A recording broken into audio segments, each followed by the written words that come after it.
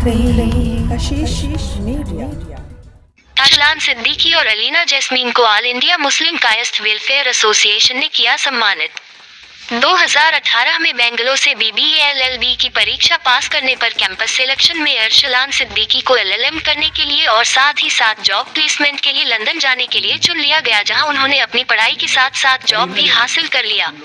India में भी उन्हें बहुत सी अपॉर्चुनिटी मिल रही है जिस पर वो विचार कर रहे हैं। साथ ही साथ उन्हीं की बहन अलीना जैस्मिन, जिनको बिशप जॉनसन स्कूल से इंटरमीडिएट की परीक्षा उत्तीर्ण करने के उपरांत पहले एटेम्प्ट में ही नीट परीक्षा उत्तीर्ण करके MBBS में गवर्नमेंट कॉलेज मिर्जापुर में दाखिला मिल गया। इन दोनों बच्चों के पिता श्री मुख्तार आलम सिद्दीकी LIC में कार्य करते हैं। उन्होंने बताया कि उनका जीवन बड़ा संघर्षमय रहा और उन्होंने हर चीज में समझौता करते हुए अपने बच्चों की पढ़ाई से कभी समझौता नहीं किया, जिसका नतीजा आज सबके सामने है। शिक्षा के क्षेत्र में दोनों बच्चों की कामयाबी पर आज all India Muslim Kayastha welfare association की टीम ने उनको सम्मान पत्र देकर सम्मानित किया। संस्था के फाउंडर अशफाक अहमद सिद्दीकी ने कहा कि ये बच्चे आने वाली पीढ़ियों के लिए मार्गदर्शक बनेंगे। संस्था के राष्ट्रीय संरक्षक अवैश सिद्दीकी ने कहा कि बच्चों को सम्मान देकर दूसरे बच्चों को प्रेरणा देना चाहिए। राष्ट्रीय महासचिव जमाल अहमद ने कहा कि मेरे पास शब्द ही नहीं है इनकी कामयाबी के सामने। वरिष्ठ उप महासचिव शकील सिद्दीकी और राष्ट्रीय सचिव नयर इकबाल सिद्दीकी ने माला पहनाकर बच्चों का हौसला बढ़ाया। दोनों बच्चों के पिता मुख्तार आलम सिद्दीकी ने संस्था के द्वारा किए गए सामाजिक कार्यों की तारीफ की और जनाब कादिर साहब ने अपनी दुआओं से सबको नवाजा। कोई ऐसी फील्ड नहीं है जिससे कि कामयाबी हासिल की जा सके। इस फील्ड में अगर हम लोग मेहनत करते रहेंगे तो इसी तरीके से बच्चे हम लोगों के निकलते रहेंगे।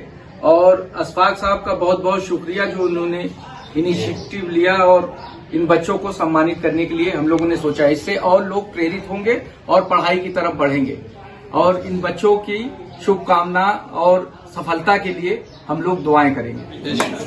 जिसके लिए हम सब बने हैं वादकारी का हित सर्वोपरि है, but it is too unfortunate कि हम त्वरित न्याय की जो मंशा है संविधान में, उसके त्वरित निदान में, त्वरित रिलीफ देने में हम अक्षम साबित हो रहे हैं। या तो ऑनरेबल जजेस जो बिल पावर जब मैं 89-90 में हाई कोर्ट आया था तो सिर्फ कि आप रीजन ऑर्डर करिए विदाउट टेकिंग इनटू अकाउंट की रीजन ऑर्डर पास करने में कितना हमारे यहाँ जैसे बहुत से ऑनरेबल जजेस इस पक्ष के हैं कि उनको जो है स्टोनो नहीं है, स्टोनोग्राफर्स नहीं है। तो कुछ इस तरह की विसंगतियाँ हैं जिसके तहत एक बार एक केस लिस्ट में हो गया तो कितने दिन बाद वो मुकदमा लगेगा। एक तो CIS सिस्टम है, CIS सिस्टम में सबसे बड़ी उन पर ऑनरेबल हाई कोर्ट के चीफ जस्टिस का कोई कंट्रोल नहीं मेरे हिसाब से, क्योंकि सस्पेंड कर दे, टर्मिनेट कर दे, उनकी अपनी एक अलग स्वचारिकता है केसेस को लगाने में।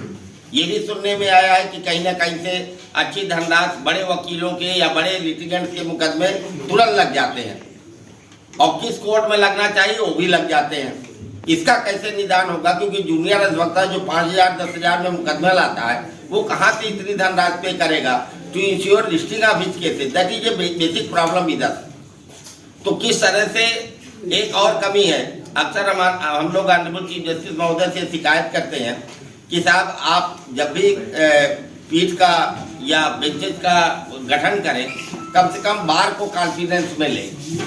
आज की जो प्रेस कॉन्फ्रेंस थी किन चीज़ों को लेकर थी और किन मुद्दों पे आपने जो किन मुद्दों को लेकर प्रेस कॉन्फ्रेंस की? मैं अध्यक्ष पद का प्रत्याशी हूं और सारी जो उच्च न्यायालय में चाहे वो लिस्टिंग की प्रॉब्लम हो, चाहे केसेस के डिस्पोजल के बारे में हो, या यंगस्टर्स के कल्याणकारी योजनाओं की जैसे सामूहिक बीमा, कैजुअल्टी पर कम से कम 10 लाख से 15 लाख की व्यवस्था करना, वो पैसा जो हम 430 ले रहे हैं उसमें से किस तरह से होगा, जूनियर्स के साथ बैठ के कुछ अंश उसमें काटने के बाद क्या हम किस तरह से कल्याणकारी योजनाएं जो है चालू कर सकें, ये भी एक अहम मुद्दा है। दूसरी बात, वादकारी के हित को कैसे संरक्षित किया जाए, कैसे उसको तुरंत न्यायिक धारा में उनके केसेज का निष्पादन हो कि वो एक ही केस को फ्रेश केसेज की स्टेज तक दर दर भटक के कई वकील ना कर सके, ये भी एक बहुत अहम मुद्दा है।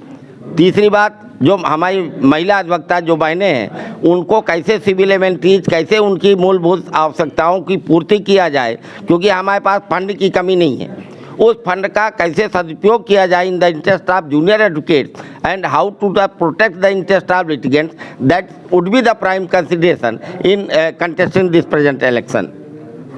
तीसरी बात आपसे बता दूं कि एक और है, हमारे यहाँ 20,000 वकीलों का बार है। इसमें से ऑनरेबल जजेस की नियुक्ति के दौरान, चाहे वो कोलिजियम सिस्टम हो, चाहे सेंट्रल गवर्नमेंट का आपस में सामंजस्य है, बाहर के जजेस की क्यों नियुक्ति की जाती है? हर वर्ग का प्रॉपर प्रतिनिधित्व क्यों नहीं किया जाता है? क्यों इस तरह से आपस में खींचातानी जो आपस में मची हुई है बिटवीन जुडिशरी एंड एग्जीक्यूटिव, क्यों इनका तुरंत हमारे इतने बड़े उच्च न्यायालय में पूरे जजेस की, ऑनरेबल जजेस की नियुक्ति क्यों नहीं की जा रही है? ये सारी चीज़ें जो है बहुत ही गहन एक समस्या है। यही सारी चीज़ें हैं। मैं इंद्र कुमार चतुर्वेदी, सीनियर एडवोकेट, पूर्व अध्यक्ष हाई कोर्ट बार एसोसिएशन।